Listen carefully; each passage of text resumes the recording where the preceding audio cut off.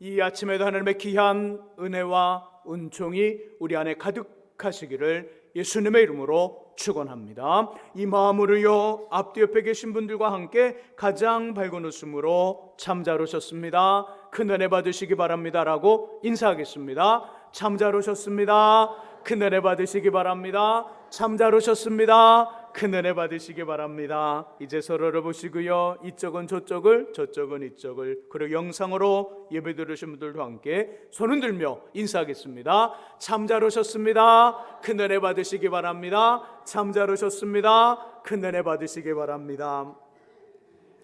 우리는 지금 본문의 14절과 16절과 18절과 20절에서 하나님께 좋고요 괜찮은 평가를 받고 있는 노아와 다니엘과 욥에 대한 말씀을 나누고 있습니다. 주님 앞에서 노아는요, 우리에게 순종을 이야기하셨어요. 또 아무것도 없어도 하나님이면 되고, 모든 것을 가지고 있어도 하나님이어야 한다는 말씀을 하셨습니다. 오늘과 다음 주일에는요, 다니엘에 대한 이야기를 나누겠습니다. 우리 두 번째 본문을 함께 찾아보죠. 다니엘서 1장 구약 1231쪽에 있습니다.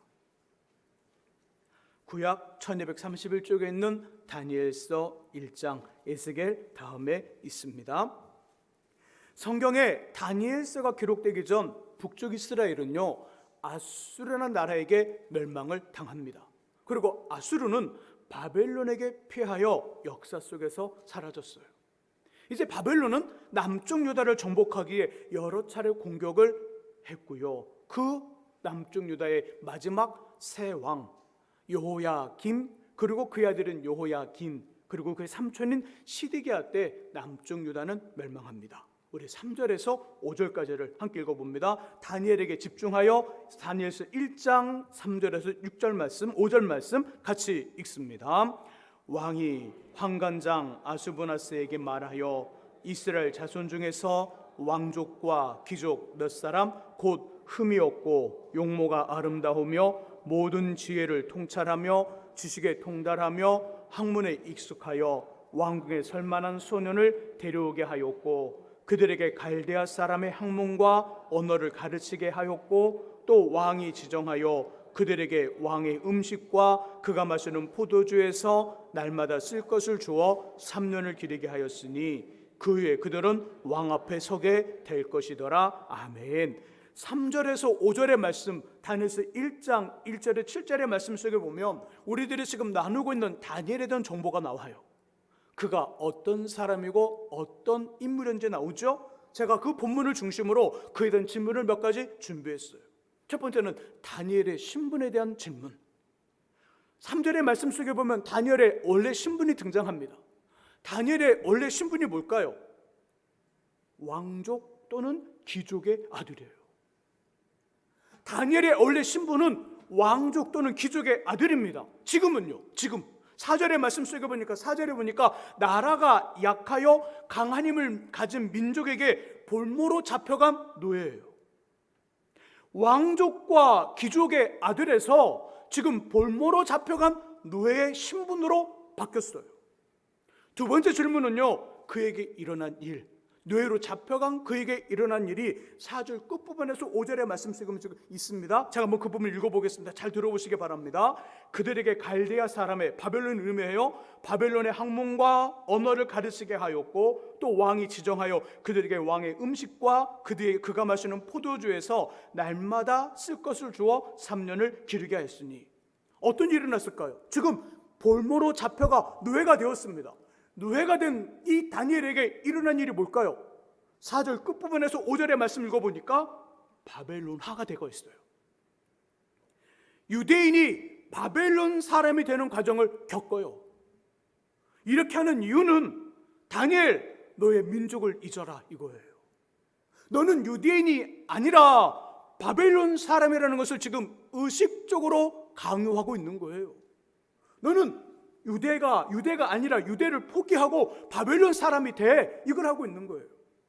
또 7절 앞부분에 보니까 이렇게 표현하기를 환관장이 그들의 이름을 고쳤더라. 부드럽게 표현했지만 이 말이 뭐죠? 이름을 빼앗긴 거예요. 우리가 일본의 주권을 잃었을 때 창시계명이라는 이 말로 이름을 빼앗겼던 것처럼 다니엘도 이름을 빼앗겨 벨드사살로 바뀝니다. 이름을 빼앗겼더라. 유일하신 하나님을 믿는 신앙을 너 버려. 그리고 이단 또는 우상 숭배자가 돼. 누구처럼? 바벨론 시민처럼. 이야기를 하는 거예요. 왕족과 귀족의 아들에서 노예가 됩니다. 이제는 그 민족을 잃어버리고 나라도 잃어버리고 그리고 이름도 잃어버리고 신앙마저 잃어버렸어요. 이런 그가 어떻게 되었을까요? 17절을 함께 읽어봅니다. 1장 17절 말씀 같이 한번 읽어보죠. 읽습니다. 하나님이 이 내 소년에게 학문을 주시고 모든 서적을 깨닫게 하시고 지혜를 주셨으니 다니엘은 또 모든 환상과 꿈을 깨달아 알더라. 아멘. 하나님이 이 내 소년에게 다니엘과 그의 친구들 사드락과 메삭과 아벳느고를 말해요. 하나님 이들에게 학문을 주셨더라. 많이 공부해도 남지 않는 사람이 있습니다. 근데 어떤 사람은 적당히 공부해도 충분한 사람이 있습니다. 이게 배움의 능력이에요. 하나님 다니엘과 내 친구에게 학문 배움의 능력을 주십니다. 모든 서적을 깨닫는 지식과 지혜를 주셔요. 여기에다 다니엘은 끝부분에 보니까 모든 환상과 꿈을 깨달아 아는 능력을 더하여 받습니다. 그래서 20절에 보니까요, 바벨론의 모든 박수와 술객들, 여기는 무당이라고 표현하면 안 돼요. 현명한 사람들, 현자를 의미합니다. 그들보다 몇 배 더 실력이 낮더라? 몇 배요? 10배, 10배, 10배. 대단한 거예요. 분명히 노예예요. 나라를 잃어버리고 민족을 잃어버리고 이름을 잃어버리고 신앙마저 잃어버리는 그 다니엘에게 일어난 현상, 일어난 일은 매우 매우 뛰어난 사람이 됐습니다. 몇 배? 다른 일반 현자들보다 10배. 끌려온 현자들이 모두 각 나라에 매우 똑똑하고 현명한 사람들인데 그들보다 그 뛰어남이 10배 더하더라. 엄청 뛰어난 사람이 되었어요. 또 그는 높은 사람이 됩니다. 2장으로 가보세요. 2장 끝부분에 46절, 47절, 48절의 말씀 속에 보면 그 전의 이야기는 바벨론의 느부갓네살 왕이 꿈을 꾸었는데 너무너무 이상해. 그래서 현자들을 부릅니다. 그리고 내가 꾼 꿈을 알아내. 그리고 그 꿈을 해석해봐. 누가 그 일을 해요? 아무도 못할 때 다니엘이 나서 왕이 꾼 꿈을 이야기해줘요. 그리고 그 꿈을 해석해줘요. 이 말을 들은 왕 46절의 말씀 속에 보니까 그가 왕이 그 다니엘 앞에 엎드려 절했더라. 누가? 왕이. 절을 받는 사람은 누구죠? 다니엘이라고 말하면 안 되죠. 이때 다니엘은 맞지만 누구? 노예. 왕이 지금 누구한테 절을 하는 거예요? 노예한테. 작은 나라가 아니에요. 이 조그만 나라가 아니에요. 제국이에요. 제국. 그 바벨론 전 지역, 이스라엘, 애굽, 아시아, 그리고 그 밑으로 내려와 아프리카 전역, 중동 전역을 다스리는 이 제국의 왕이 볼모로 잡혀온 힘없는 노예, 그 노예 앞에 넙죽 엎드려 절을 합니다. 그리고 48절에선 많은 선물을 주고 바벨론 온 지방을 다스리며 모든 지혜자의 어른으로 삼아요. 현자 중 최고가 되었다는 거예요. 그리고 더 뒤로 3장 4장을 읽어보면 느부갓네살 왕의 아들 벨사살 때는 나라의 세 번째 통치자가 돼요. 그리고 제국이 바뀝니다. 바벨론이 망하고 메대라는 메대 제국이 올라와 메대의 다리왕 때는 총리가 돼요. 그래서 언제까지? 바사왕, 바사 제국이 다시 올라와 바사의 고레스까지. 1장 21절의 말씀 속에 보니까 다니엘은 고레스 왕 언년까지 있으니라. 이때 나이가 약 80살, 80을 넘어 80세 정도 됐어요. 80년을 그렇게 70년 동안 이 바벨론에 살았고 그 이전에 예루살렘에 살았던 그 유대에 살았던 나이가 있으니까 80이 조금 넘은 시점이에요. 다니엘 무려 70년간, 아니 70년 좀 더 지나서 그 오랫동안 무려 4명의 왕 밑에서 재상을 합니다. 재상, 총리를 했다는 거예요. 나라 제국은 3번 바뀌었어요. 제국이 3번 바뀔 때 4명의 왕 밑에서 그 재상 총리 역할을 했어요. 여러분, 제일 시기 질투 그리고 음모가 많은 곳이 어디예요? 왕 옆에 있는 왕궁, 궁정이에요. 제일 모략이 많은 곳, 어떻게 하면 죽일 수 있을까? 어떻게 하면 저 사람을 죽이고 내가 치고 올라가 그 자리를 유지해야 되는데, 그러니까 항상 거짓말과 실수와 음모가 있는 곳이 왕 옆에 자리예요. 근데 다니엘은 몇십 년간 4명의 왕이 바뀌고 제국이 3번 바뀌는데 그 자리를 좀 지키고 있어요. 그것도 저 밑에 말단의 관직이 아니라 높은 왕 넘버 2, 넘버 3 총 역할을 하고 있어요. 이 말이 뭐죠? 다니엘이 높은 사람이 되었다는 거예요. 그리고 명예로운 인생, 그의 인생 말년까지 쭉 그 길을 걸어가는 명예로운 인생이 되었다는 말을 하고 있어요. 다니엘의 신분이 뭘까요? 다니엘은 이름과 민족과 신앙을 빼앗긴 볼모로 잡혀온 노예예요. 근데 그가 뛰어난 사람이 됩니다. 모든 현자보다 10배만큼 뛰어난 사람이 되었어요. 높은 사람이 되었고 명예로운 인생이 되었습니다. 이때 우리는 다니엘의 인생을 보면서 이렇게 표현하죠. 야, 너의 인생이 어떻게 됐다고요? 역전되었다. 야, 너의 인생이 역전되었어. 야, 너의 인생은 역전 그 자체야. 주님 앞에서 다니엘은 지금 우리에게 오늘 이 아침에 주일 아침에 인생 역전을 이야기하는 거예요. 봐, 나를 봐. 내 인생이 역전됐잖아. 그러니 너의 인생도 역전될 수 있다, 없다? 목소리를 이렇게 적어요. 목사님, 난 역전 이미 돼버려서 더 이상 필요하지 않아요. 아니에요. 다니엘이 지금 우리에게 말씀하는 거예요. 내 인생을 봐. 나는 노예였고, 나는 이름도 빼앗기고 민족도 빼앗기고 신앙도 빼앗겼지만 가장 뛰어난 사람이 되었고 높은 간직에 높은 사람이 되었고 나는 평생 명예로운 인생을 살았어. 내 인생은 역전되었어. 나를 봐. 그러니 우리들도 너희도 인생 역전이 된다, 안 된다? 된다. 그 말을 해줘요. 그리고 그 인생 역전은 누가 시키더라? 오직 하나님 한 분만 시키더라. 이해를 해주고 있습니다.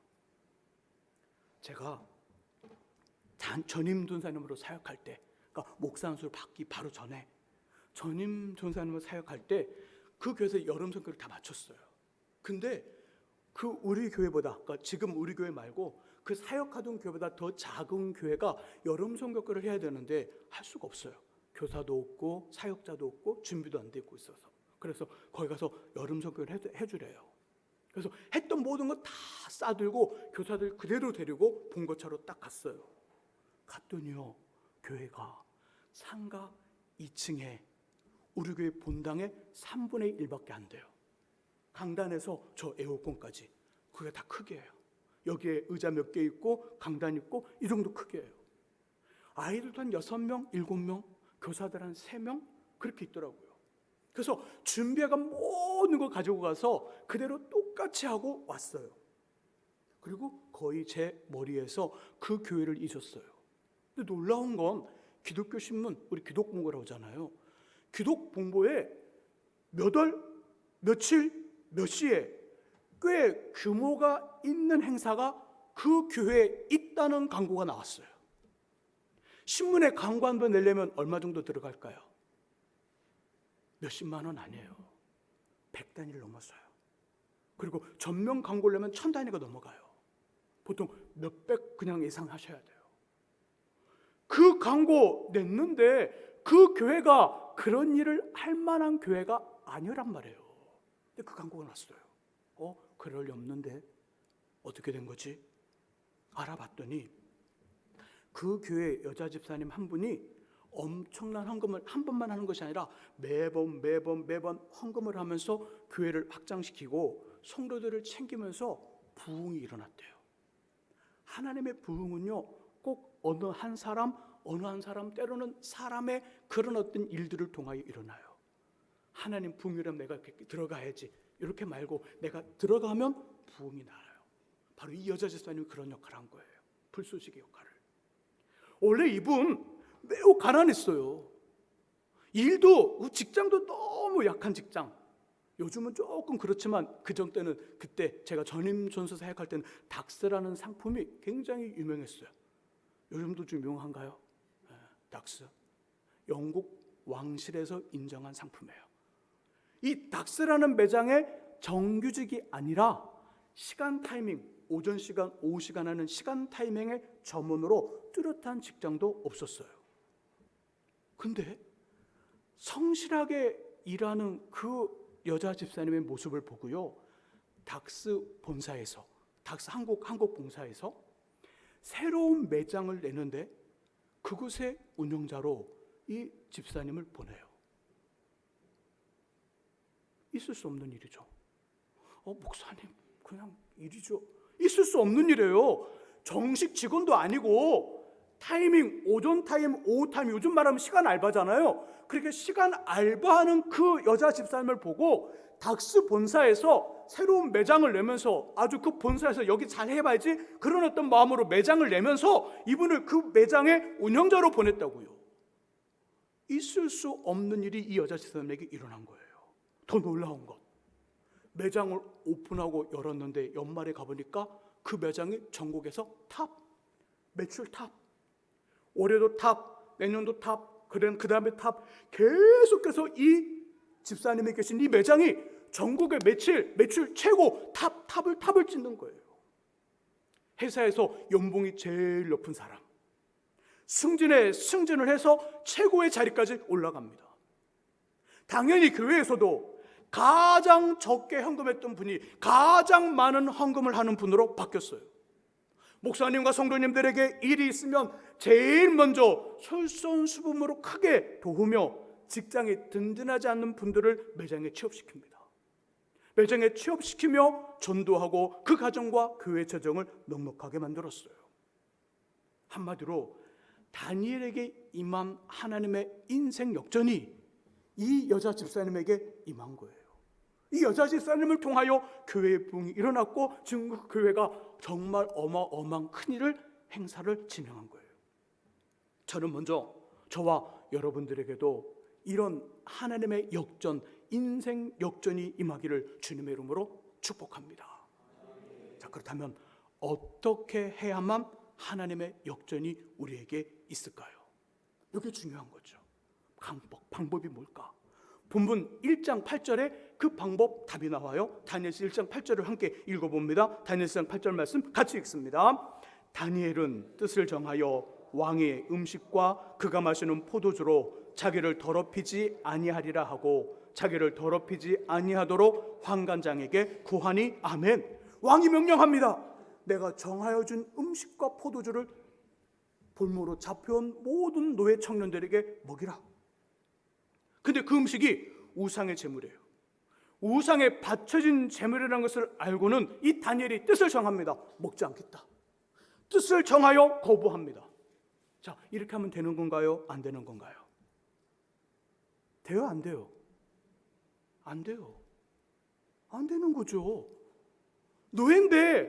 왕의 노예인데 왕이 지금 명령했잖아요. 음식 정해주는 순간 먹어. 그것도 싫대요, 노예가. 이러면 안 되는 거예요. 하지만 할 수 있어요. 어떻게 하면 할 수 있을까요? 죽겠다는 마음으로 하면 돼요. 죽겠다는 마음으로. 볼모로 잡혀온 노예가 왕의 명령을 거절해? 감히? 괘씸죄에 걸려 처형당하면 끝이라는 자세로 하면 가능해요. 그래, 나 처형시키면 죽지 뭐.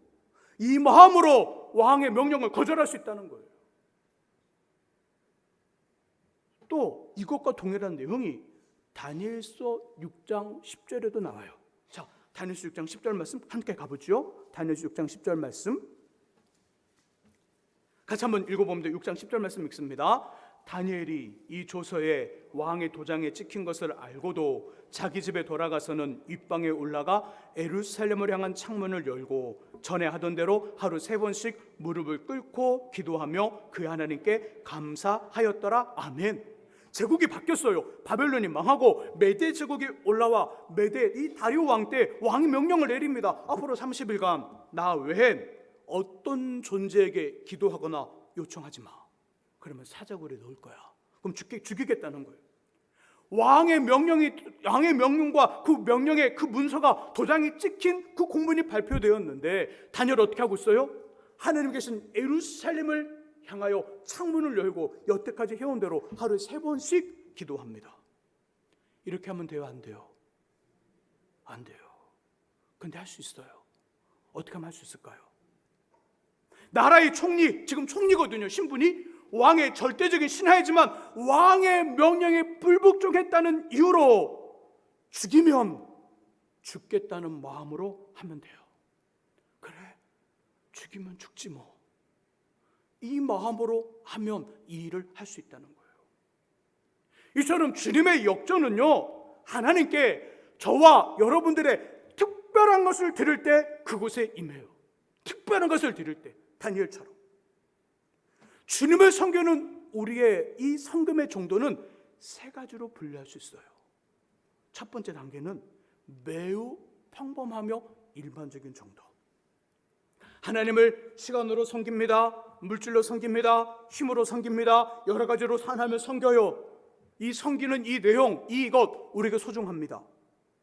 하지만 이렇게 섬겨도 우리에게 그렇게 큰 영향을 주지는 않아요. 부담이 되지 않을 정도의 섬김이에요. 이게 1단계예요. 2단계는요, 벅찬 섬김. 많이는 아니지만 그렇게 하려면 좀 힘들어요. 고민이 돼요. 그런 섬김들이 있어요. 3번째 단계는요, 우리 자신을 훨씬 뛰어넘는 섬김이 있어요. 우리 자신을 넘어서는 섬김이 있다는 거예요. 많이 부담스러워요. 사람들에게 이건 물어보면 사람들 다 그렇게 말합니다. 뭘 그 정도까지 해? 한 번 더 생각해봐. 너 그때 좋은 거 아니야? 목사님에게 물어봐. 왜 저한테 와서 묻죠? 하고 싶다는 거예요? 하기 싫다는 거예요? 하고 싶지 않다는 거예요. 어떤 일 앞에서 어떤 일을 해야 되는데 저한테 와서 뭔가를 묻거나 상담하는 건 100%예요. 하기 싫다는 얘기, 그 이야기. 저는 답을 알아야 돼요. 해야 된다는 걸 알아요. 근데 제가 하라고 할까 하지 말라고 그럴까요? 하지 말라고 그래요. 왜요?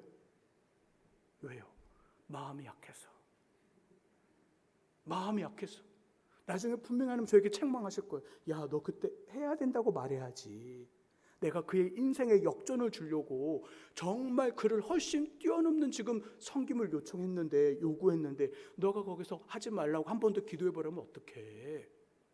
역전의 길을 놓쳤잖아. 그 책망 받을 거 있어요. 그래도 하라는 말 못해요. 왜요? 그 사람의 진짜 마음은 하기 싫은 마음이 있어서 저를 찾아온 거거든요. 그러면 보통 사람들께 반응하는 일들이 있어요. 이게 나를 넘어서는 정도의 섬김이에요. 이런 경우 어떻게 될까요? 다니엘처럼 죽이면 죽지 뭐라는 마음으로 하셔야 돼요. 그럼 죽을까요? 살까요? 역전될까요? 죽을까요? 죽지 않을까요? 살까요? 아니면 역전될까요? 역전되는 거예요. 역전. 하나님의 역전은 첫 번째 평범하고 보통의 수준의 정도에선 절대 역전이 임하지 않아요. 벅찬 경우도 절대 임하지 않습니다. 우리 자신을 넘어서는 그 특별함에 하나님의 그 역전이 임하게 돼 있는 거예요. 방금 전에 소개한 닥스 집사님 점원으로 근무하고는 집에 돌아와 일을 보고 교회로 옵니다. 그리고 교회에서 청소도 하고 꽃꽂이도 하고 성전도 관리하며 밤낮으로 기도했어요. 저는 이 교회 목사님이 그 사정을 이야기할 때 제 안에 느껴진 것, 제 안에 팍 파고들었던 거 있었어요. 아, 그 여자 집사는 교회에서 일도 하고 막 청소도 하고 꽃꽂이 됐구나. 이게 아니에요. 혹시 이것 생각하고 교회 와서 그냥 수다 모임을 갖는 분들 계셔요. 교회로 와서 수다 모임, 잠깐 기도하고 수다는 1시간 떨고 기도는 5분 하고, 이런 모임은 다 없어져야 돼요. 아니, 이렇게 하는 게 아니에요. 이 여집사님 중에 보여준 건 뭐냐면, 교회에서 일을 하고 성전을 관리하면서 밤낮 기도하면서 하나님 제게도 기회를 주세요. 하나님 제 인생에도 하나님 역전을 주세요. 그 간절함, 그 원함, 그 사모함이 그 교회 목사님한테 그 여자 집사님 이야기를 듣는데 제 안에 너무 막 느껴지는 거예요. 막 가슴 저리게. 그랬구나. 그랬구나. 그 여자 집사님에게 그런 간절함, 자신을 넘어서서 그 간절함이 자신을 한참 넘어 그렇게 주룩주룩 자신의 영혼에 흘러넘치는 그 마음이 제 안에 전달됐어요. 여러분 어떠세요? 여러분의 가정과 삶의 현장과 남편과 아내와 눈에 넣어도 아프지 않을 자녀들에게 하나님의 역전이 필요한가요? 저는 저의 인생에 하나님의 역전이 무진장 필요합니다. 너무 필요해요. 저의 자녀들과 가정에도 여전히 계속해서 역전이 필요하고 우리 교회 성도들에게는 더 많이 필요합니다. 기도하되 평범함을 넘어 벅참을 넘어 우리 한계를 넘어서는 기도하셔요. 우리가 그냥 평범하게 기도하는 것, 전혀 부담되지 않는 기도 시간들 있죠. 전혀 부담되지 않을 만큼의 기도의 양 있죠. 거긴 역전이 임하지 않는다고요. 벅참을 넘어서 우리 한계를 넘어서야 되는 거예요. 야, 내가 이렇게 기도가 죽는 거 아니야? 죽어버리죠 그냥. 그 마음으로 기도하셔야 역전이 임하는 거예요. 일을 할 때도 항상 말씀드리잖아요. 내 수준만큼 하는 건 봉사다. 조금 부담스럽고 벅찬 건 충성이다. 그 이상은 나를 넘어서는 건 헌신이다. 한 역전은 어디에 임할까요? 봉사, 충성, 헌신 중 헌신이 임하는 거예요. 내가 해도 전혀 부담이 안 되는데, 이렇게 해도 전혀 부담이 안 되는데 여기에는 역전이 임할 수 없어요. 이렇게 했을 때 너무 부담스러운 나의 한계를 뛰어넘는 일을 할 때 여기 역전이 임하는 거예요. 예배를 드리는 것도 나의 평범함과 벅참을 넘어서 우리 한계를 넘어서는 거예요. 1년에 52주 주일 오전 예배 한번 결단해보자고요. 매주마다 20명씩 빠져요. 우리 교회 성도들이 돌아가면서 빠져. 돌아가면서 이분이 안 나오면 이분이 나오고, 이분이 나오면 이분이 안 나와. 이 돌아가면서 빠지는 분들 중에 여러분의 이름이 제 머릿속에 그분도 거기 안에 들어가 있어. 그게 좋을까요? 아니면 이분은 정말 찐득이야. 찐득이 딱 붙어서 정말 계속 나와. 계속 막 비바람이 치고 눈이 오고 뜨거워도 그냥 찐득이야. 찐득이 이분은 찐득이. 이렇게 기억 속에 남는 게 좋을까요? 찐득이가 좋겠죠. 하나님 역전은 그분은 돌아가면서 빠져 거기에는 임하지 않아요. 찐득이에게 임하는 거예요. 찐득이한테. 예배를 드릴 때도 찐득이처럼 드릴 수 있기를 주의 이름으로 부탁드립니다. 평범함을 통과하고 벅참을 지나 자신을 넘어서는 특별함으로 기도하며 헌신하고 예배하며 주님 앞에 나아가 하나님이 주시는 역전으로 인생 반전을 경험하는 저와 여러분 될 수 있기를 예수님의 이름으로 축원합니다. 기도하겠습니다. 하나님, 다니엘은 오늘 우리에게 인생 역전을 이야기하며 친히 보여줍니다. 아버지, 우리에겐 하나님의 역전이 필요합니다. 우리 인생에도 역전이 필요하고 우리 사랑하는 남편과 아내와 자녀들, 가정과 삶의 현장과 우리 교회와 믿음의 성도들, 특별히 우리나라 이민족 안에 하나님의 역전이 필요합니다. 하나님, 우리를 통하여 역전의 불쏘시개를 만들어 주옵소서. 예수 그리스도의 이름으로 기도합니다. 아멘. 이제 우리 김하영